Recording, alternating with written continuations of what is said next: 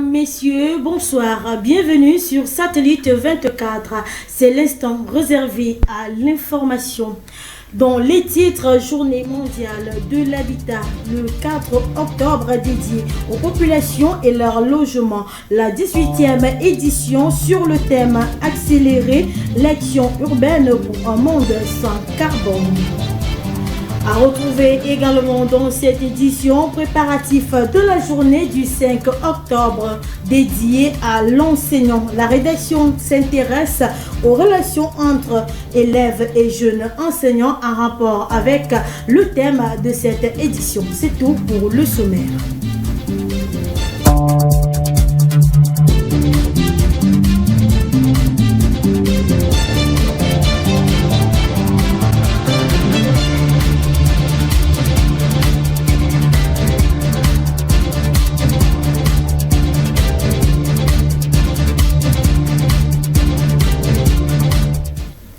De plus, bonsoir, merci pour votre fidélité. Je vous le disais en titre, la journée mondiale de l'habitat, comme chaque 4 octobre, est sur la table des échanges au vu de la situation précaire des lieux d'habitation ici au Cameroun. Je vous propose une attitude du délégué départemental de l'habitat et du développement urbain dans la ville de Mbalmayo au micro de Patrick Ngemka.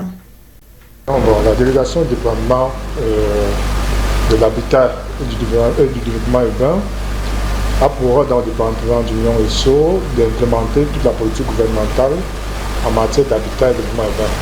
Celle-ci s'oriente particulièrement en matière par exemple de l'habitat, d'encadrer tout le volet habitat, notamment les actes d'urbanisme. Nous avons par exemple les plans, les permis de construire, les autorisations de lotir, les permis de démolir et les permis d'implanter. Bon, concernant le développement urbain, celle-ci doit aussi encadrer, accompagner les collectivités territoriales décentralisées dans l'élaboration de leurs plans d'urbanisme. Parmi ces plans d'urbanisme, nous avons le plan sommaire d'urbanisme, le plan d'occupation du sol, et bon, qui peut se limiter, pour l'instant, se limite uniquement ça au niveau des départements, parce que pour les grandes villes comme Yaoundé et Douala, nous partons jusqu'au plan de développement urbain. Donc voilà à peu près le rôle d'une manière globale de nos missions au niveau du département du Nord-Est. Le thème, c'est accélérer l'action urbaine pour un monde sans carbone. Il faut relever qu'au niveau de la délégation, cette journée particulièrement, nous avons déjà au niveau avec la hiérarchie, nous avons eu des activités en ligne, notamment des séminaires.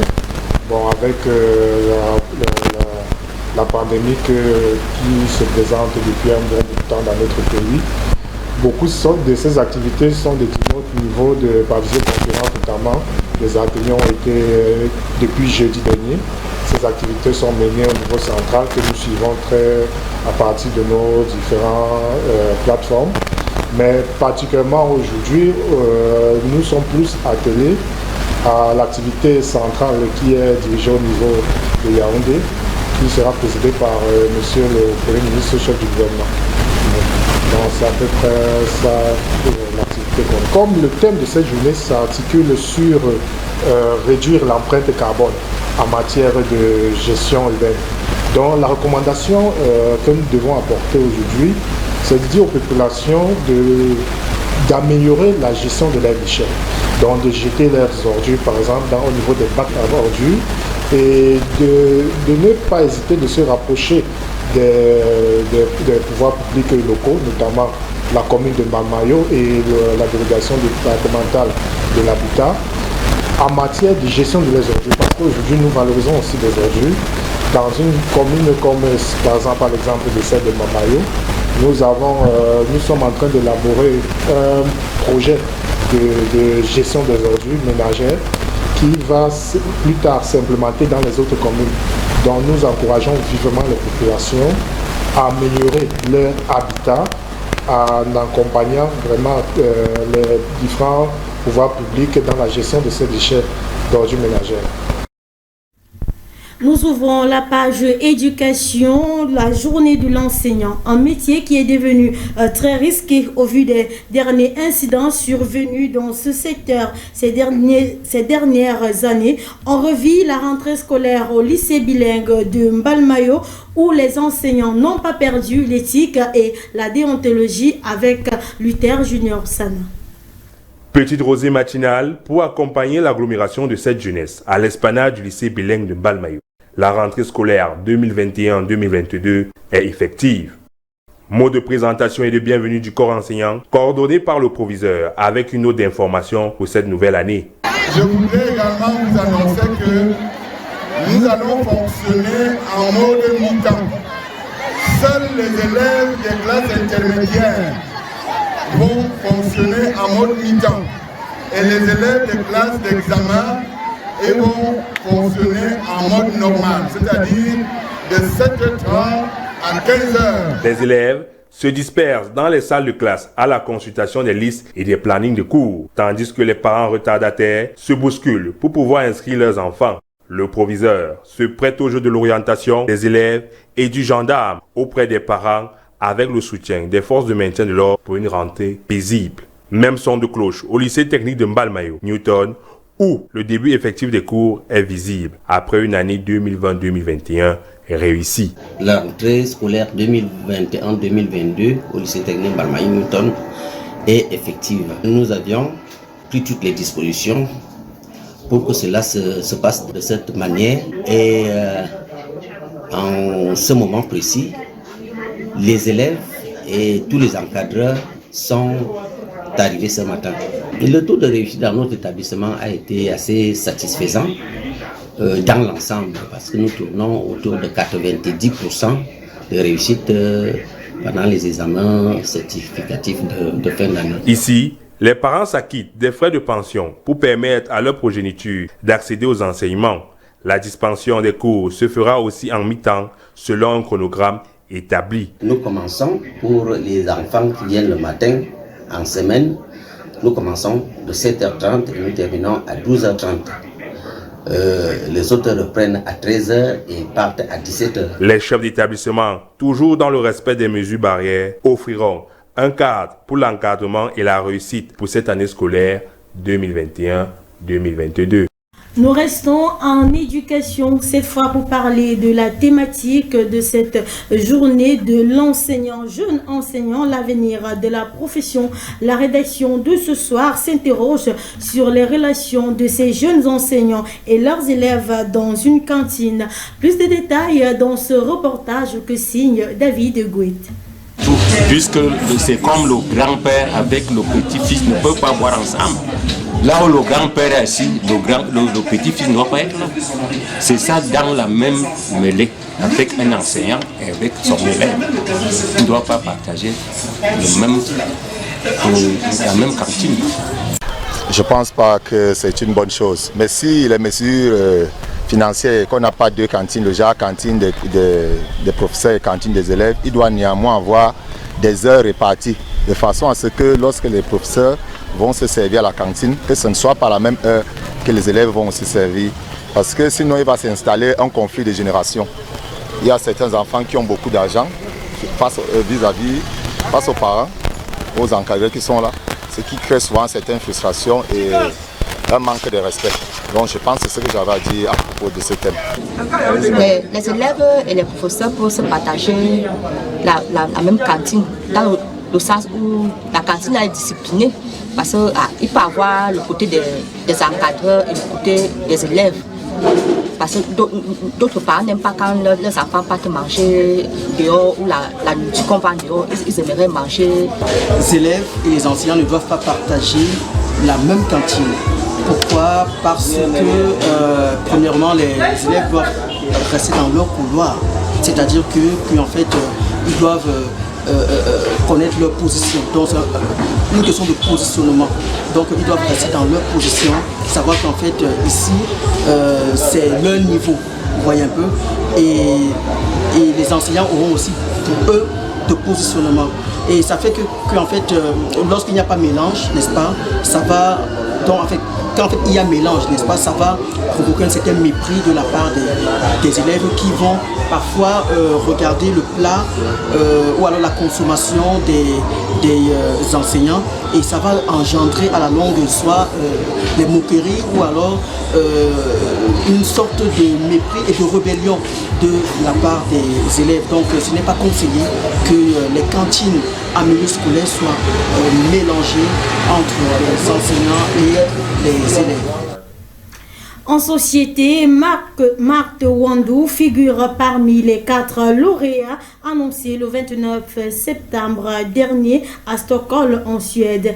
Elle a été choisie pour son engagement dans la protection des femmes et des enfants dans la région de l'extrême nord du Cameroun, la région dite la plus pauvre, la moins scolarisée depuis le début des années 2010 avec les attaques de la secte Boko Haram. Elle est lauréate pour le prix Nobel alternatif récompensé par le Livelihood Award. Voilà, nous allons à présent parler de scolarité en posture d'invité. Nous recevons sur ce plateau le proviseur du lycée bilingue de Mbalmayo.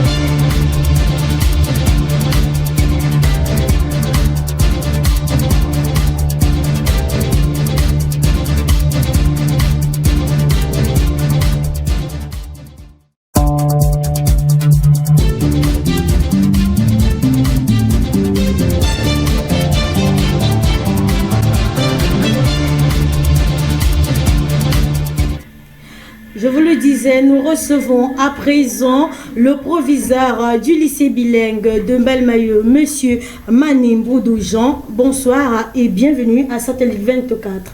Bonsoir à votre émission. Oui, monsieur le proviseur, nous parlons des préparatifs liés à cette journée dédiée à l'enseignant. On va faire marquer un petit temps d'arrêt sur la thématique qui parle de jeunesse, les enseignants jeunes. Pensez-vous que ce soit vraiment la relève de ce métier dit noble? Disons que les enseignants sont au cœur de la relance de l'éducation au Cameroun. C'est d'ailleurs le thème qui a été arrêté cette année. Ce qu'il faut savoir, c'est que l'enseignant est le moteur de l'éducation. C'est lui qui doit guider la jeunesse. Il n'y a pas autre chose que cela. Même si aujourd'hui, on se rend compte que certaines choses empêchent que cela se réalise. Mais, au demeurant, c'est de cela qu'il est question. D'accord, on parle de ces jeunes enseignants-là comme étant la relève de ce métier. Pensez-vous que dans ces jeunes enseignants, on puisse retrouver encore l'éthique et la déontologie? Oui, il y a certains jeunes enseignants qui arrivent et qui sont vraiment gonflés à bloc pour donner le meilleur d'eux-mêmes dans leurs enseignements.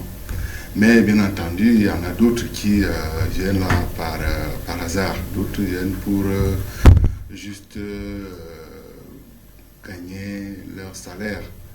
Mais la jeunesse est vraiment en perte de repère. Parce que lorsque on entre dans la carrière de l'enseignant, on y entre par amour, on y entre par vocation.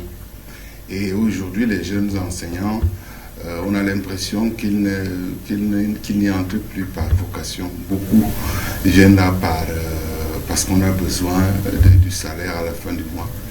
Et c'est pour cela que nous, en tant que chefs d'établissement, nous ne cessons de leur rappeler que l'enseignement n'est pas un jeu. Quand on embrasse la carrière de l'enseignant, c'est qu'on voudrait élever, on voudrait éduquer la jeunesse, on voudrait aider le Cameroun à avoir des hommes responsables. C'est pour cela que chaque jour, on fait cette sensibilisation. Mais j'espère qu'ils nous suivent.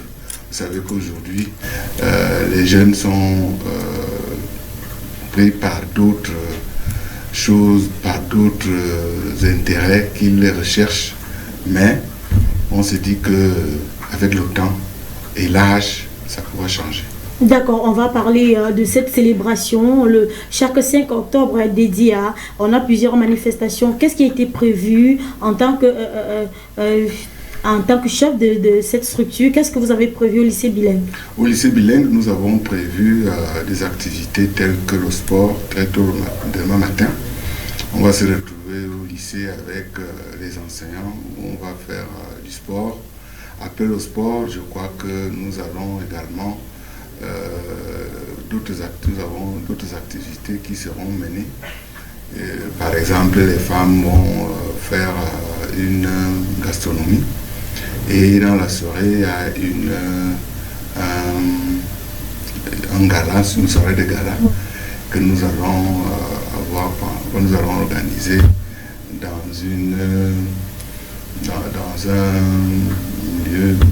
un lieu de la place pour fêter, parce que vous savez, quand l'UNESCO vous donne une journée, il faut en profiter.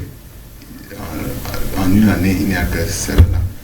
Donc les enseignants sont prêts à fêter demain dans la soirée. D'accord. Est-ce que si mercredi, on a plusieurs absents enregistrés, est-ce que le proviseur sera assez sévère, assez rigoureux envers ces enseignants qui ont profité et qui ont un peu avancé le pas concernant les ACAD? Non, on ne peut pas être rigoureux parce qu'on comprend qu'après une soirée arrosée, il y a de la fatigue. Mais on doit quand même savoir que les cours continuent. Surtout qu'aujourd'hui, nous avons la mi-temps et on n'a pas besoin de perdre du temps. Donc, c'est vrai que les enseignants seront un peu fatigués, mais je leur dis qu'il faut quand même venir après une certaine heure, c'est-à-dire à partir de 9h. Si on est un peu fatigué, on arrive, mais et surtout que la plupart sont conscients.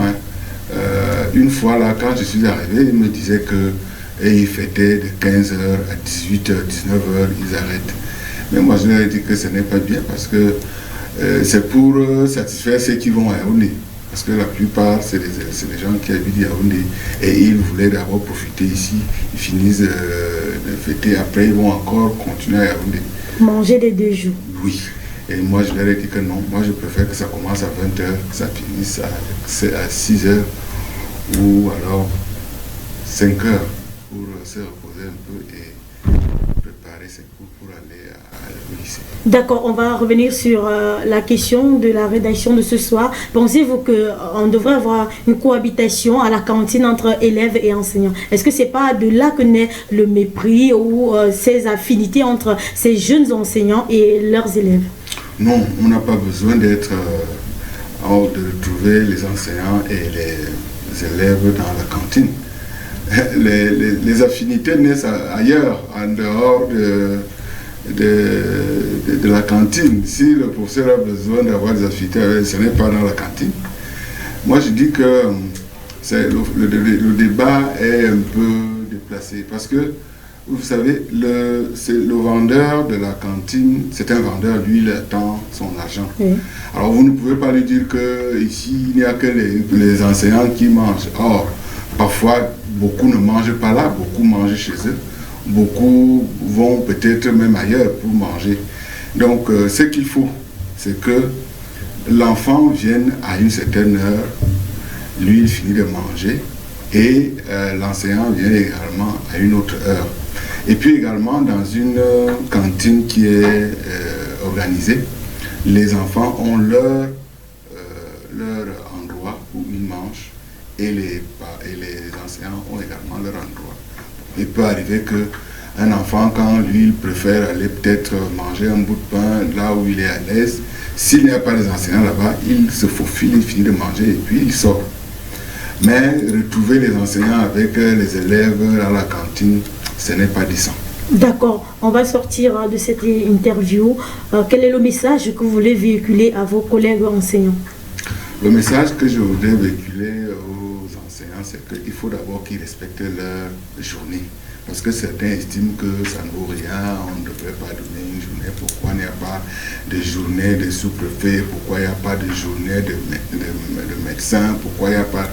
On a créé la journée des enseignants parce que les enseignants sont mal lotis, alors on veut juste les amadouer. Je vais leur dire que ce n'est pas juste. Quand on a pensé de donner une journée internationale des enseignants, c'est l'UNESCO. Alors, ce n'est pas pour rien. Ils ont estimé que l'enseignant a une certaine valeur qu'il faut mettre en exergue. Il faudrait qu'il les respecte dans cette journée.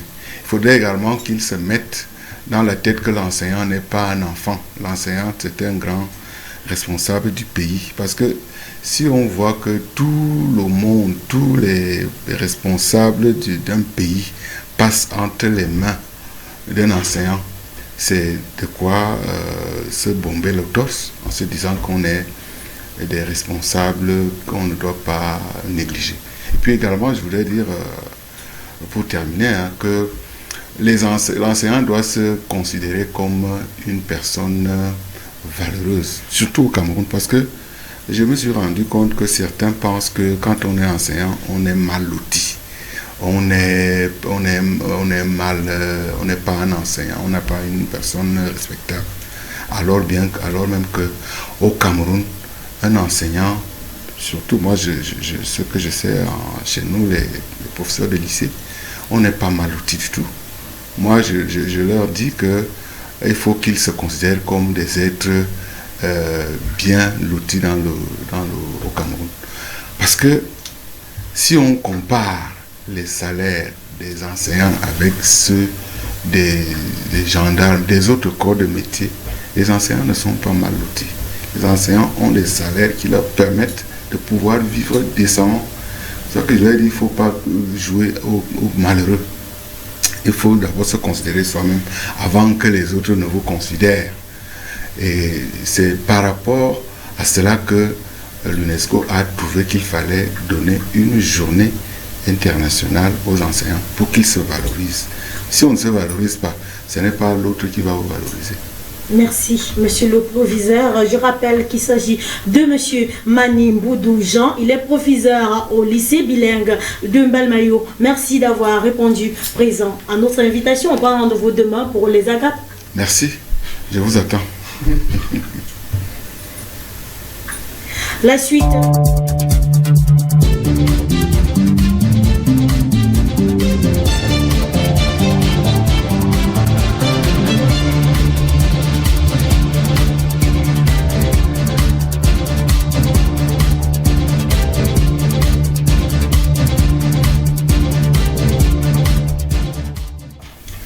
Nous recevons également ce soir dans cette édition d'information le révérend Rémi Mbomezo Oyono. Il est un pasteur qui vient nous parler de la retraite spirituelle. Bonsoir et bienvenue à Satellite 24. Bonsoir madame et bonsoir à tout le panel sur ce plateau. Bonsoir à ceux qui nous suivent là à travers le monde entier. D'accord, beaucoup se posent la question de savoir de quoi est-ce qu'il est question. C'est quoi une retraite spirituelle? La retraite spirituelle est un instant pendant lequel les gens se remettent dans une bonne posture de travail. La vie de l'Église est une vie de la spiritualité. Et cette spiritualité exige de nous certains préparatifs pour pouvoir mener certaines activités. Et si on ne se recharge pas les batteries pendant les retraites, il n'est pas possible qu'on puisse rendre le service qui est le nôtre, de pouvoir perdre le troupeau du Seigneur. Pourquoi est-ce que vous avez choisi ces 4 jours pour cette retraite? Est-ce qu'on a une raison particulière ou c'est au vu des différentes activités, des différents événements malheureux que vit le Cameroun actuellement? Nous avons depuis presque 6 ans aujourd'hui l'habitude d'organiser les retraites spirituelles pour les enfants, les retraites de rentrée. Pour les lycéens, les enfants de l'école primaire et même les universitaires. Généralement, ça se passe comme ça parce que, en les soutenant par la prière, nous avons pu recadrer beaucoup d'enfants pour avoir des réussites dans les différents ménages. Et ça permet aux enfants de mieux se focaliser sur les enseignements que dispensent les enseignants et qu'ils capitalisent ces enseignements pour avoir de bons résultats. Pendant 4 jours, quelles sont les différentes activités que nous allons rencontrer? Pendant 4 jours, nous avons particulièrement des étapes. Nous avons des étapes de louange pendant lesquelles on célèbre notre Dieu par le chant. Nous avons une étape de méditation. Nous faisons des études bibliques, on peut faire des cultes pour pouvoir ramener les gens à mieux comprendre un certain nombre de thèmes. Et nous avons le temps de faire des prières pendant la retraite. D'accord. Quels sont les horaires et quels sont les lieux où se dérouleront ces retraites spirituelles? La retraite spirituelle, c'est dans notre temple d'adoration qui est situé en bas de la palmeraie de la cathédrale.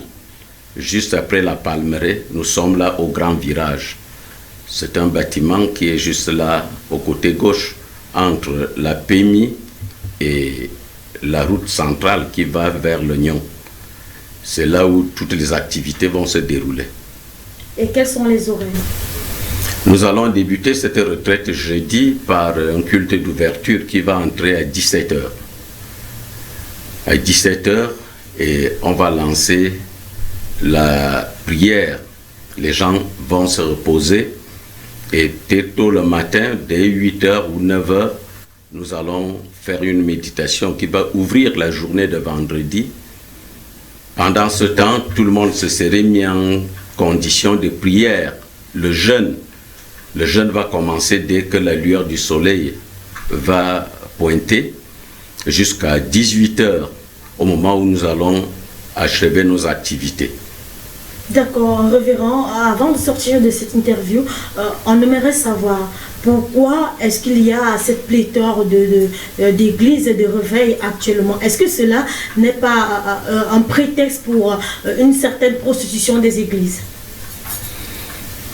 Je crois que la population dans le monde aujourd'hui est en quête de spiritualité.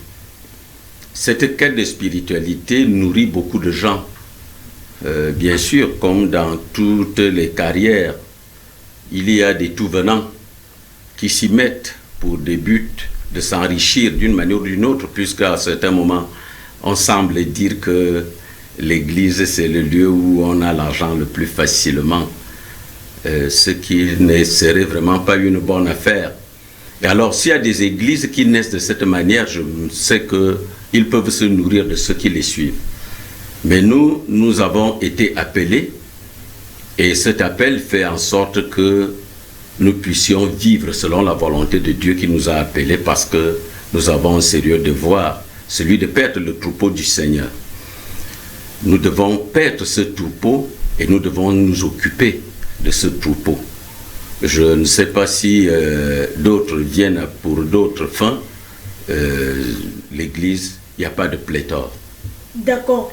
Nous voulons en quelques minutes, en quelques mots, véhiculer un message à ces personnes qui seront encore un peu réticentes pour cette retraite spirituelle. Quel est le message que vous voulez envoyer à ce peuple de Dieu qui nous regarde ce soir? Le message que nous voulons véhiculer pendant cette retraite, c'est que lorsque nous faisons la cure d'âme, les gens qui viennent nous consulter, les 3/4 des personnes sont des gens qui sont partis des canevas de la vie spirituelle des enfants de Dieu. Alors ils embrassent beaucoup de choses parce que les difficultés inhérentes à la vie courante aujourd'hui amènent les gens à se chercher par-ci, par-là. Et en se cherchant, ils vont prendre certaines responsabilités vis-à-vis des gens qui ne peuvent pas leur servir. Et alors, on a toutes ces voies qui s'ouvrent devant l'homme qui souffre pour trouver des solutions à ses problèmes. Malheureusement, toutes ces voies ne lui permettent pas d'accéder au succès. Et alors, notre retraite ici est que nous voulons essayer d'élaguer ce problème. À qui se confier? À qui se confier devrait nous permettre de comprendre au terme des enseignements qui seront dispensés que nous n'avons qu'une seule chose, parce que nous avons été créés à l'image de Dieu, c'est Dieu qui nous a créés. Il ne nous a pas créés pour que l'on vienne tout simplement peupler le monde entier, il nous a créés pour qu'on l'adore. Et alors, notre objectif comme humains, c'est de servir Dieu, de l'adorer pour pouvoir hériter le royaume des cieux, car Dieu a créé l'homme à son image et nous devons vivre autour de lui.